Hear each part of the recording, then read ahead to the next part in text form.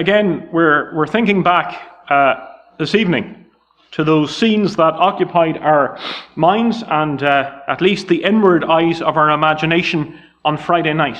And we read there in Revelation chapter 4 of the great throne of the universe. We thought how God's purpose to redeem this world is beginning to unfold.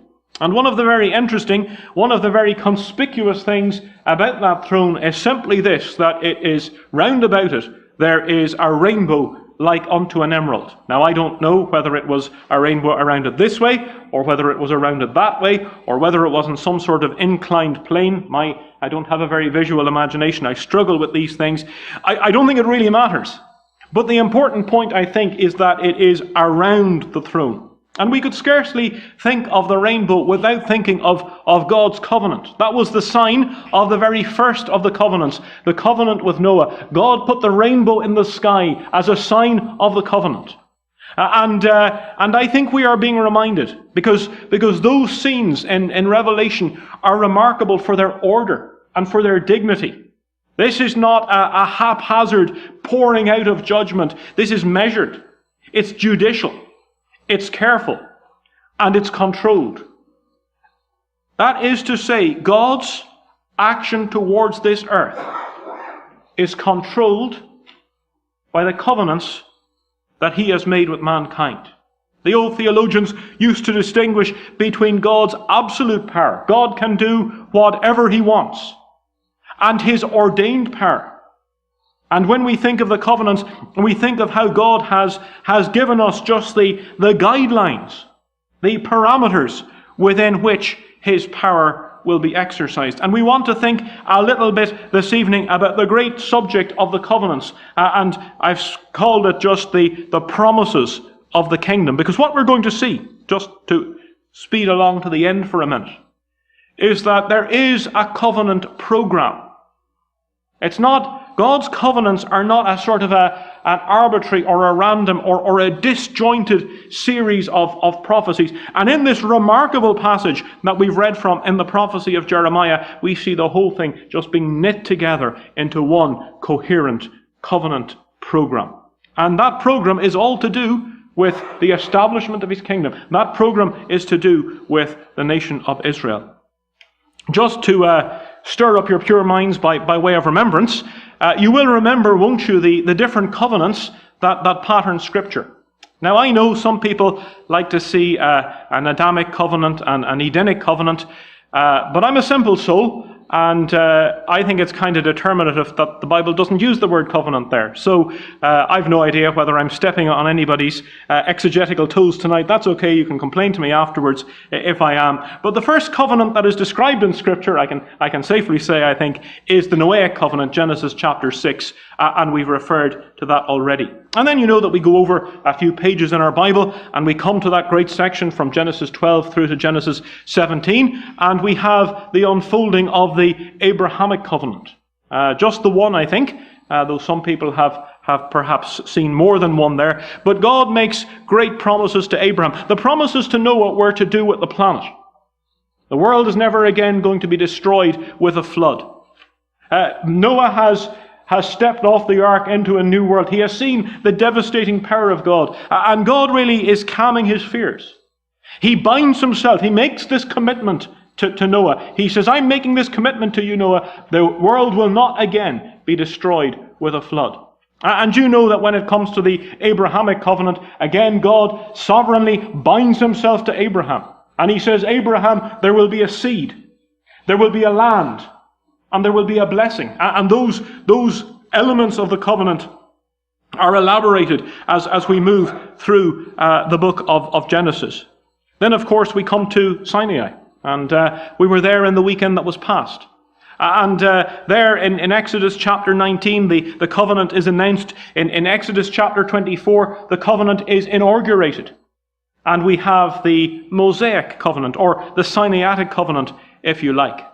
Then we have the Cinderella of the covenants, the one that is often forgotten. And I think it's a shame that it's forgotten. I actually did a little Google. You are allowed to use Google for Bible study if you're very careful how you use it. I did a little Google earlier on today, and I was quite surprised how many lists of covenants that came up that made no reference to what we could call the Levitical covenant.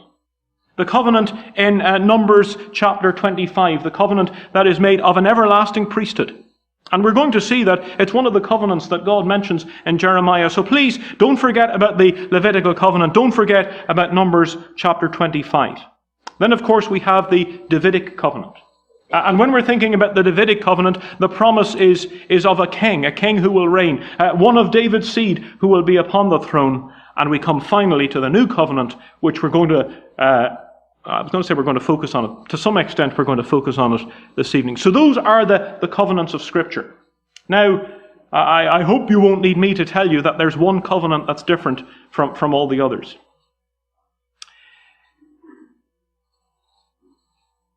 You remember Genesis chapter 15. Genesis chapter 15 is a very, very peculiar chapter in some ways. God gives directions to Abraham. He's to take an animal, or take a series of animals. He's to divide them in their pieces. He's to lay them out, a bit like the lights on a runway. It's okay talking about this now because I've had my supper, as you say here. But I was doing a little bit on this with Sunday school back in Rathmines, and it was just sort of when we should be running up to the time when we should be eating. And I found whenever I described the laying out of the sacrifice, it made me feel very hungry for a nice leg of lamb. I don't know why that was, but this evening I'm well fed. I'm not creating any cravings. But the sacrifice was laid out. And then we're told that a horror of a great darkness fell upon Abraham, and he saw a lamp moving between the parts of the sacrifice. Now that's all very strange. But research into the way in which covenants were made in the ancient Eastern world, and I'll say a little bit more about this in a minute, but has told us that this is how you made a covenant. You would take an animal, you would divide it in parts, and the two covenanting parties would walk together between the parts of the sacrifice. And the implication seems to have been that if I break this covenant, the Lord do so to me, and more also, that if I break this covenant, I can be just rended limb from limb as this animal was. And of course, the crucial thing here is that God and Abraham do not walk together through the sacrifice. Abraham is in a sleep. He sees the lamb, and God moves alone. Why? Because it's a one-party covenant. It's what has been called a sovereign grant covenant, or if you like, an unconditional covenant. And God is making promises to Abraham. Those promises are not dependent upon Abraham's response to God. Now, I know there was circumcision. And an individual Jew, to be in the benefits of the covenant, had to be circumcised. But the covenant was in no way conditional upon circumcision. God had made the commitment, regardless of what the end. He'd made a commitment to the nation. He'd made a commitment to Abraham, regardless of what the individual Jew did. Now, I've picked that one because I think it's such a remarkable scene. It's one of those scenes that I sometimes try to picture. But actually, with one exception, all the covenants are unconditional covenants. But you will remember that when the law was given at Sinai, and the condition was, if thou wilt, and the people said, all that the Lord has spoken unto us, we will do. God made a commitment to them. They made a commitment to God. It was a treaty covenant, a two-party covenant. And that's what makes this covenant different. It's different in its character, it's different in its duration, it's a temporary covenant in contrast to the other permanent covenants that God gave. And so there's just a very sketchy, very, very sketchy, I'm very conscious of that because I want to press on to this passage, a very sketchy overview of the covenants. And one of the things I want to say, I'm quite excited about this because I only noticed it recently, which reflects very poorly on my study of Jeremiah, but many of these covenants are drawn into the section that we've read this evening in a way that is really, I think, quite remarkable and very significant indeed. So come with me then to the book of Jeremiah. There are books in the Bible, and we don't know them as well as we should. And most of them are in the Old Testament, and your list might be different to mine, but I think it's likely that we would have to admit that we're not as familiar with the content of the prophecy of Jeremiah as perhaps we ought to be. And if I'm misjudging you, then I do apologize. And that's clearly me projecting my inadequacy onto you, which is a thing that preachers have to be careful of doing. But we would know this, it's a pretty sad book. Jeremiah is the weeping prophet. And it's a sad book because it's full of warnings of God's judgment that is going to come upon the nation. Warnings that reach their fruition at the end of the book when Judah is led away captive into Babylon. And it's quite an unremitting series of, Jeremiah's personal circumstances are very sad.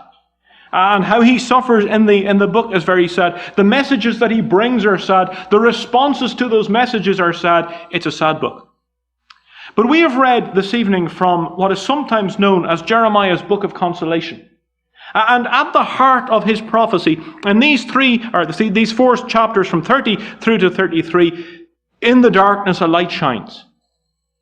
And in all the despair, there is a glimmer of hope. And we hear God speaking. And he says, in the midst of all the judgments, he says there's hope. He says there's going to be captivity, and there's going to be conquest. And the land will be empty, but he says, I'm going to gather those people who I will scatter, judicially send off into captivity. He says, I'll gather them again. We read, the land that's not possessed is going to be possessed, and people will buy land in just the way that they always did. And there will be restoration, and there will be recovery for Israel. And I think we're glad of that, aren't we? We're glad that God is a God of restoration. He is the God of the second chance, and this is going to be Israel's third chance.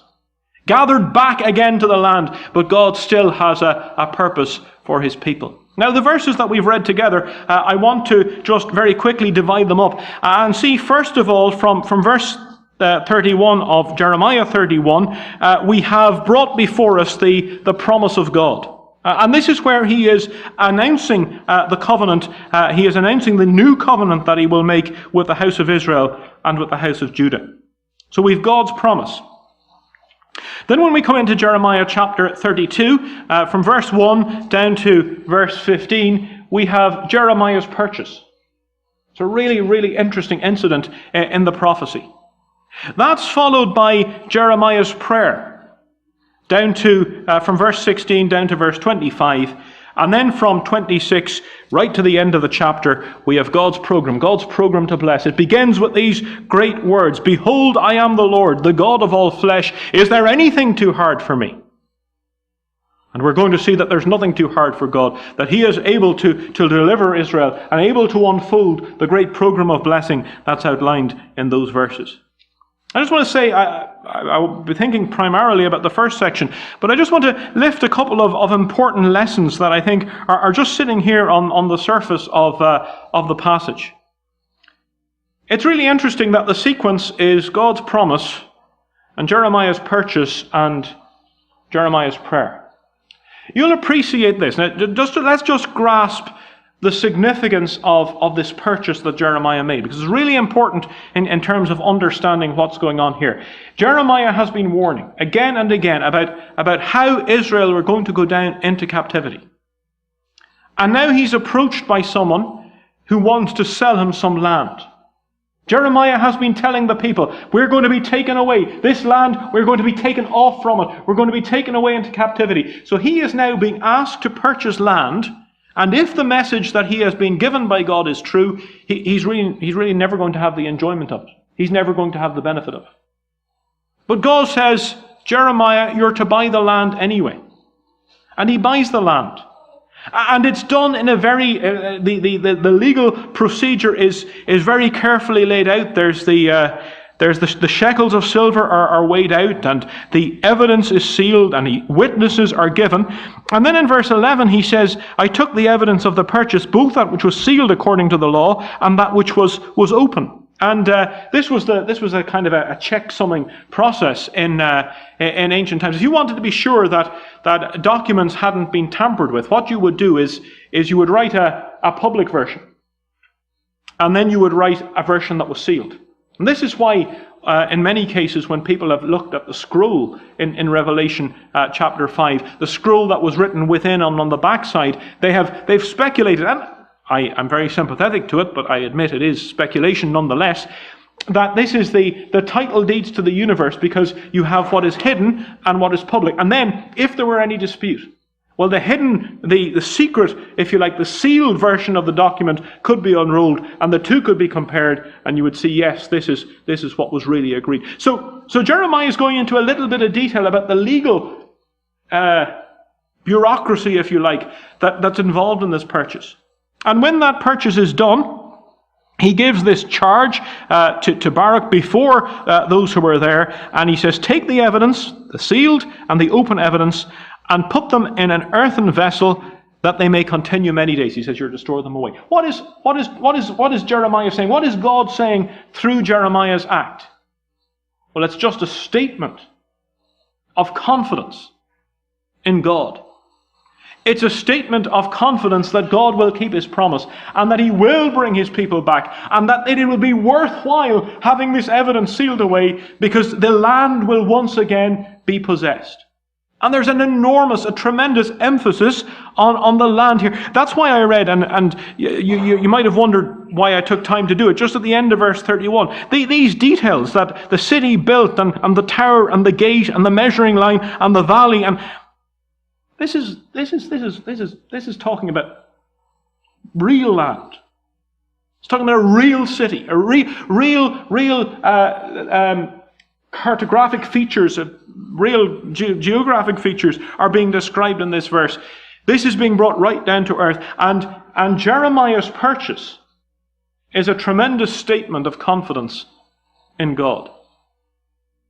And do you know what I really like about it? Is God tells him to do it. Now he has doubts. That's clear. It becomes clear in his prayer. He has serious misgivings about how this whole thing is going to work. But before he expresses those, he does what he's told. And all the purchase is sorted out. That's all. You might have thought that Jeremiah would have prayed first and purchased later. But no, he has a clear command from God. He doesn't understand really how it's going to work. He's not actually just 100% clear that it will work. But because God has given him a command, he obeys. I think we can learn something from that. That when God commands, our obedience is not conditional on our understanding how it's going to work out. Our obedience is not conditional on our being able to dot the I's and cross the T's and anticipate how it's going to work. Our obedience is conditional only on this: has God said it? And so he acts. But having acted, he prays. I was emphasizing we're talking Saturday about Joshua and about the possession of the land. And I highlighted the fact that just the structure of Joshua and the amount of time that's spent talking about the allocation of the land indicates that it was really important to God. One of the things that I find very interesting is when you go through the Old Testament, some of the greatest prayers, and there are some great prayers in the Old Testament, some of the greatest prayers that are prayed by the people of God are prayed in relation to the land and the possession of the land and the fulfillment of God's promises. When we think about the first Exodus and we think about the first coming to the land, we think about battles. It might be Amalek, and it's Jericho, and it's Ai, and it's the great battles that are fought. When we think about the second Exodus, the return from captivity, the coming back from Babylon, there's not a battle to be fought. You remember that I love those words that Ezra says when he's down by the river and he's going back, and the king had said to him, take some soldiers, and he says, well, I couldn't. I wanted to take the soldiers, but it would have been a bad test to me. What would the king have thought? I'm telling the king that I trust in God, and I can't take his soldiers if I trust in God. But really, all things being equal, I could have done with a posse of soldiers with me. So Israel has no military power when they go back. But what is so characteristic about the second exit, the return from exile, is the prayers that are prayed. Prayers that are prayed before the exile. Prayers that are prayed by men like Ezra in the exile. Prayers prayed by Daniel. Prayers prayed by Nehemiah. And it's a wonderful thing to see how God's people cry to him in their need, cry to him in their captivity, but they cry to him for the fulfillment of his promises. But Jeremiah doesn't do that. This is an interrupted prayer. God, you can tell. He speaks to God. These prayers are models. He speaks about God's character. That's one of the things that we find in these prayers. That these people, they come, and that the request that they make is based on the character of God. And that's a really important guide to our prayer. If we keep before us who it is that we are asking, it will help us to ask as we ought, not to ask amiss. He speaks about the character of God. Then he speaks about what God has done, how he brought forth his people out of Egypt. And he tells them about the failure of the nation, and he tells him about the gathering foes. And he comes to verse 25, and thou hast said unto me, O Lord God, buy thee the field for money, and take witnesses, for the city is given into the hand of the Chaldeans. And you know that the next sentence is going to be, this doesn't make sense, I can't figure it out. God, how is this going to work? And God interrupts him. He says, don't you worry about that, Jeremiah. He says, I am the Lord, the God of all flesh. Sometimes we find ourselves in circumstances where we don't really know what to ask for. I wonder if you've ever been there. Some problem, some situation, some difficulty. And all you can do is pray, but you don't know what to ask God for. Well, I'm encouraged by this prayer and other prayers of the Bible as well, that God's perfectly happy if we just come and tell him about it. And bring the need before him. Plead the promises of God. Recall what we have known already of the character of God in our lives. And as he does that, before he ever makes a request, God speaks. And he says, Jeremiah, this is all going to work out. Because I am the God of all the earth, of all flesh, and there's nothing too hard for me. Mind you, there was part of the answer that Jeremiah likely didn't like. Because God is very clear about the coming of the enemies and the city being burnt and so on. But at the end of it all, there's going to be recovery. At the end of it all, there will be restoration. And he says at the end of the chapter, what you've just done, Jeremiah, this business of buying and sealing the evidence, he says this is going to become routine. I suppose there wasn't much buying and selling of property at this point. I mean, it would be a very poor investment to make. Talk about bad consumer sentiment. I mean, that's kind of one of the things they didn't like about Jeremiah. He was terribly bad for consumer sentiment, and he was upsetting people. Probably not a great time to put your field on the market. But God says to Jeremiah, this is going to happen once again, and all the desolation and the judgment is going to come to an end.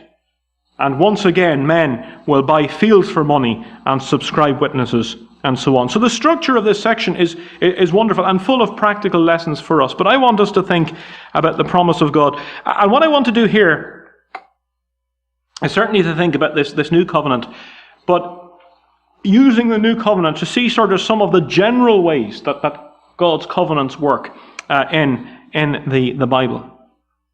And the first thing that I want to draw your attention to is this, just the condescension of the covenants. It is a wonderful thing to me that we have a God,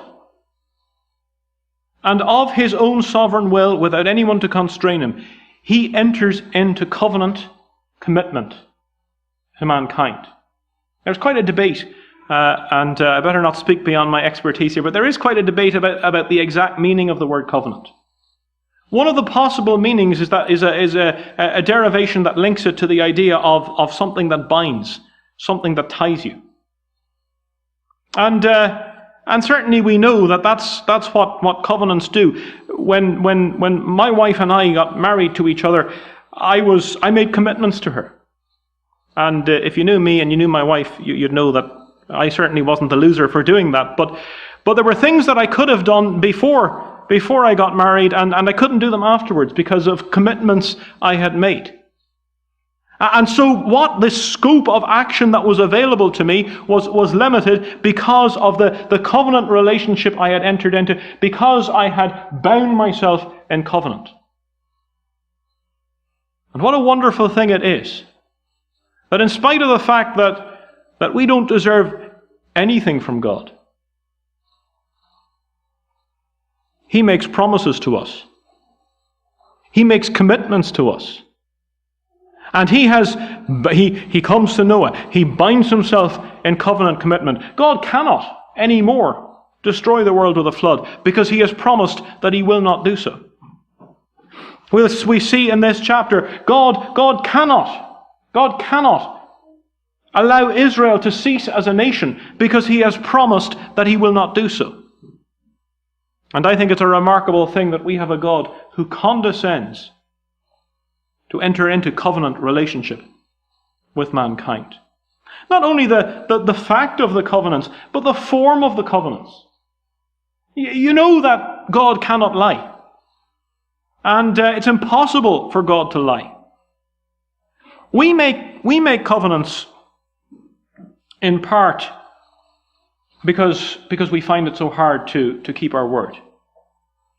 And part of the idea of a covenant, and part of the reason why marriage ceremonies are as relatively complicated and as sort of, I don't, it's not really the right word, but they're kind of ritualistic. There is a kind of there's a form, there's a process that should be followed. And the part of the reason that we do that is because we so easily forget the promises that we make. And so there's a ceremony that makes it clear just how solemn and how consequential and how important the promises that we are making are.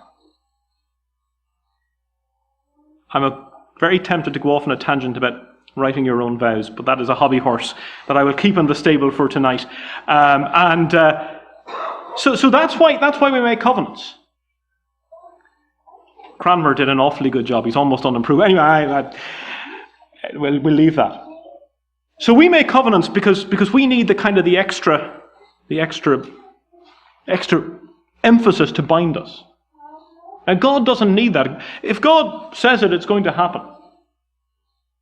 You say, then why does God make covenants? Not for his sake, but for our sake. And he makes those covenants, as he did with Abraham. He makes those covenants, and there's been a great deal of very illuminating study that has highlighted the fact that when God makes covenants with man, he uses just the forms that people were used to dealing with. He follows what was customary. Why? So that people would understand just the import of this and how gracious it is that God condescends to bind himself in covenant to mankind. Not only the condescension of the covenants, but I love to think about what I've called the calm of the covenants. Think about the points at which some of these covenants were made. The covenant with Abraham, Genesis chapter 12, and that comes just after Genesis chapter 11. The whole business with the Tower of Babel, man's rebellion. And God has had to come down. It's a lovely little bit of divine irony. Here's the people, and they say, we'll build a tower to reach up to heaven. And God says, I'll have to go down. It's so insignificant. I'm going to have to go down to see what's going on. And he says, let us go down and see. And he comes down, and the languages are confused, and people are scattered. God had said, multiply and fill the earth. They said, no, it's nice and comfortable here. We'll just stay here. God says, we'll see about that. And he scatters them to the four corners. And you think, that's cut God on the back foot. That's put him under a bit of pressure. And in that context of rebellion, God says, not at all. Abraham, I want to make a covenant with you. We could have gone back to the Noahic covenant. Even more marked example, perhaps. The earth destroyed by a flood. And the whole thing looked like it was very shaky. Not at all. God says, I'm perfectly in control, Noah, and I'm going to make a covenant with you. Think about that, what I've spoken about as the Cinderella covenant in Numbers 25. Very dark setting. Failure among the nation. Gross immorality. The future of the nation has hung by a hair. And God has had to come in judgment. And you think that was a clue. God says, there's a promise I'm going to make. A promise forever. And we come here. And these are our days. The Babylonian army is drawing closer and closer. Israel's time, Judah's time in the land is growing less and less. Judgment is looming nearer and nearer. Terrible catastrophe is about to rain down on the people of God. And God says, I'm going to make a new covenant. And there's just a calm. Just as we see in Revelation 4 and 5. That scene, there's a lot of sound there of praise and worship, but there's also a tremendous calm, a sea like crystal. And in these covenants, and they're sequencing through history, and the events with which they correlate, and we just see the power of God, unruffled by all the failure of man, unruffled by the sin of man, and unruffled by the greatest attacks of Satan. I would like you to notice too, please, the clarity of the covenants. It is a thing. I find legal language fascinating. Language is fascinating in general, but the sort of language that lawyers write is fascinating. And of course, there's quite a skill in using legal language because you don't want to have any ambiguity. If you're writing a poem, it's actually considered quite a good thing to be ambiguous. The more ambiguous, the better. If you're writing a novel, you don't need to have everything sort of pinned down and definite. But when it comes to writing a contract, well, you don't have any flowery metaphors there. You don't have anything that's going to cause any sort of difficulty to the interpreter because that only ends up with you sort of spending more money on lawyers. God's covenants are commitments that He is making. And He makes them with great clarity. He makes them with great certainty. And we can see it here in this new covenant. Behold, the days come, saith the Lord, that I will make a new covenant with the house of Israel and the house of Judah. And there's absolute clarity about who it is this covenant is made with. It is made with the house of Israel and it is made with the house of Judah. Now you will know that there are lots of commentators who comment on this passage, and they don't really believe that God was making a commitment to the house of Israel and the house of Judah. Oh, they say he was saying Israel and Judah, but the meaning of Israel has been redefined. The meaning of Israel has been changed. And that really, I believe, and I know they don't intend to do this, but I cannot see how that fails to do an injustice to the character of God. Whenever I signed my contract for my present job, my employer said that they would pay me a particular amount of money and they would pay it to me. Now, I wouldn't be too impressed if they said, well, we said we were going to pay you in euro, but actually we've decided to pay you in M&Ms. And I wouldn't be terribly impressed either if they said, we know we said we were going to pay you, but actually we're going to pay somebody else called Mark Sweetnam. Someone added me on Facebook years ago. He's from this country. He appears to play in some kind of a band. He's elder. Well, he's not. He's older than me and bearded. We're going to pay Mark Sweetnam with a beard. Well, I wouldn't say, yeah, that's okay. That seems perfectly reasonable to me. No, I would feel that my employer had behaved very unjustly. And yet, many believers down through the centuries have said, well, God didn't really mean the blessings. Like whenever He said about the city built from the tower to the gate of the corner, which seems pretty precise, and that was something spiritual. Or he didn't really mean Israel. He was really not talking about the nation of Israel. We'll see later on that he speaks about the seed of Israel, which again is just verse 36, the seed of Israel, and being a nation. And if words mean anything, God is making a promise to a nation. He's making a promise to a seed. I am baffled, for example, when we come to the book of Revelation, and when we have the setting out of the 144,000, and we're told what tribes they come from, not just that they're connected with Israel, we're told what tribes they come from. If that doesn't tell us about their genealogy, if that doesn't tell us about their descent from the tribes, then what else could it mean? And one of the things, I'll maybe leave that for the time being because I want to get my material in the best order. But we'll see about just the way that the covenants are connected. So the clarity of the covenants, and much more could be said about that. God is a God of His word. He's a God who cannot lie. He is a God who deals righteously and who deals honestly. And we have no legitimacy to redefine the terms that God uses, either to describe the blessings that He speaks of, or to describe the recipients of those blessings to whom promises have been made. And that relates to the next point I want to make, which is the certainty of the covenants. I think this is, as I say, this is something that I've been enjoying recently. You will notice this, that God announces the covenant that He's going to make. We haven't time to go into the detail of the covenant. He says it will be different from the Sinaitic covenant. It won't be just an external covenant. It will deal with the inward. I will put my law in their inward parts. I will write it in their hearts and will be their God, and they shall be my people, and so on.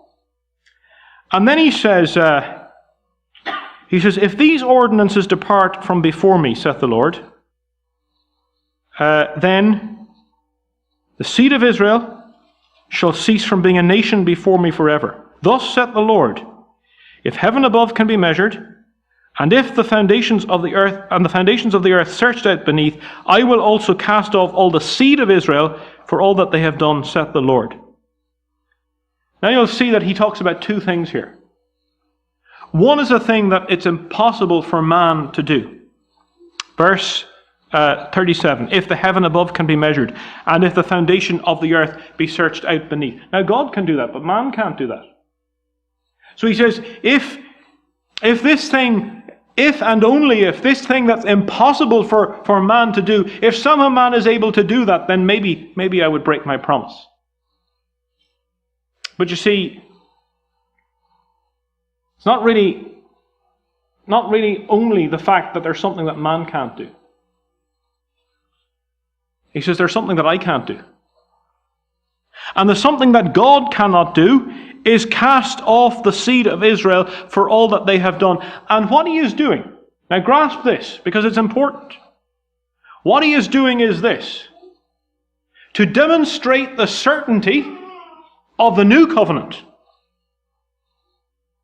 He appeals to the covenant that He made with Abraham. Now, stick with me here. Over into chapter 33. Verse 17. For thus saith the Lord, David shall never want a man to sit upon the throne of the house of Israel. That's the Davidic covenant. Verse 18, neither shall the priests, the Levites, want a man before me to offer burnt offerings, and to kindle meat offerings, and to do sacrifice continually. That's the Levitical covenant. Verse 20, for thus saith the Lord, if ye can break my covenant of the day and my covenant of the night, that there should not be day and night in their season, that's the Noahic covenant. Then may also my covenant be broken with David my servant, that he should not have a son to reign upon his throne, and with the Levites, the priests, to be their ministers. Verse 25, Thus saith the Lord, if my covenant be not with the day and night, and if I have not appointed the ordinances of heaven and earth, then will I cast away the seed of Jacob and David my servant, so that I will not take any of his seed to be rulers over the seed of Abraham, Isaac, and Jacob, for I will cause their captivity to return and have mercy on them. Do you see what's happening here? What we're having, there's a quotation, and I won't explain where it comes from, and you probably won't know it, but turtles or tortoises all the way down. It's covenants all the way down here. We move from the new covenant to the Abrahamic covenant. We move from the Davidic covenant and the Levitical covenant to the Noahic covenant. You say, why is that? Well, there are two things I think that are going on. You remember that the writer to the Hebrews tells us that God, because he could swear by no greater, swore by himself. You see, the reality is this, that there is nothing more certain. There is nothing so unchanging. There is nothing so fixed as the character of God. So what God does to demonstrate the certainty of this new covenant, what's he going to appeal to? What can he appeal to that is greater than his own character? And so he says it's as certain as the Abrahamic covenant is. He speaks about the Davidic covenant. He speaks about the Levitical covenant. You say, how's he going to show us how sure they are? He appeals to the Noahic covenant. Why is that? Because there's nothing that could make us more sure than the Word of God. But of course, there's something else going on as well. There's only one of these covenants that we have seen in fulfillment. That's the Noahic covenant. And so we move backwards through the covenants until we arrive at the covenant that we see in operation every single day. And we never doubt for a moment that the sun is going to come up in the morning. And we never doubt for a moment that the sun is going to go down in the evening. And to be honest, our certainty about that isn't so much based on the fact that God has promised it, as it is based on our experience. But it is the ultimate assurance that the sun is going to come up in the morning. Is not the fact of the whatever number of years of experience I've had when it's happened every single day. It's that God has made a promise.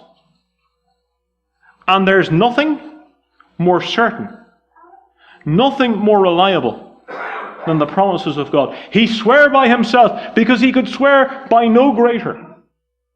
And he appeals to his covenant because that's the gold standard for certainty.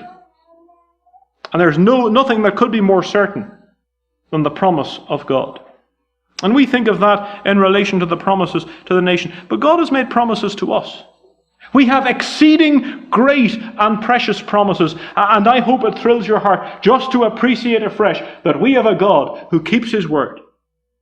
A God who is absolutely certain and a God who is unchanging. The certainty of the covenants. But as I close, let me just point out to you that there's a tremendous coherence to the covenants. God is not working haphazardly. God never works haphazardly.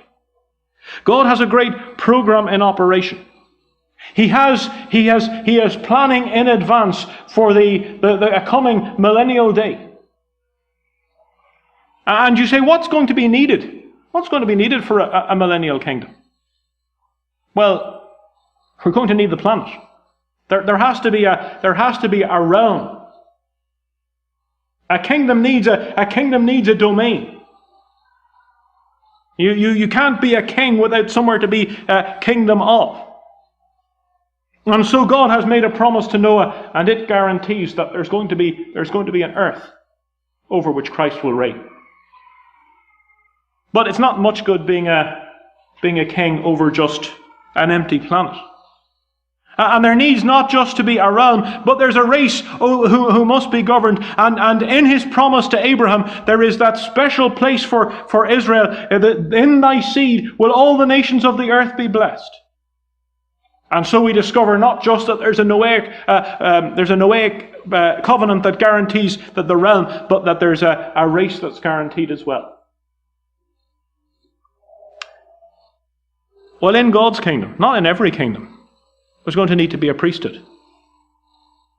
And are we sure that as that temple that Ezekiel speaks of, as that temple is constructed, are we going to have qualified priests to minister there? Because that's going to be such an important part of the millennial kingdom, and God has taken care of that. The promise of an unending priesthood. Well, you'll appreciate this, that you need a king. Can't have a kingdom without a king. Or I suppose a queen, but we have a king. And there's a promise made to David so that there's one who's going to reign in a coming day from the river unto the ends of the earth. And thank God he's great David's greater son. He is the Lion of the tribe of Judah. He is the root and the offspring of David. And he will come to reign. Well, you say, that's good. But will it be possible to reign over these people? You see, there's been plenty of examples of kings, and they had a kingdom, and they had people to reign over, and they had various officials to serve within the kingdom, but there was a rebellion, and they were overthrown. You might even know something about that here, as indeed might we. We have that bond that unites us. All former subjects of Great Britain. You say, this kingdom, how durable is this going to be?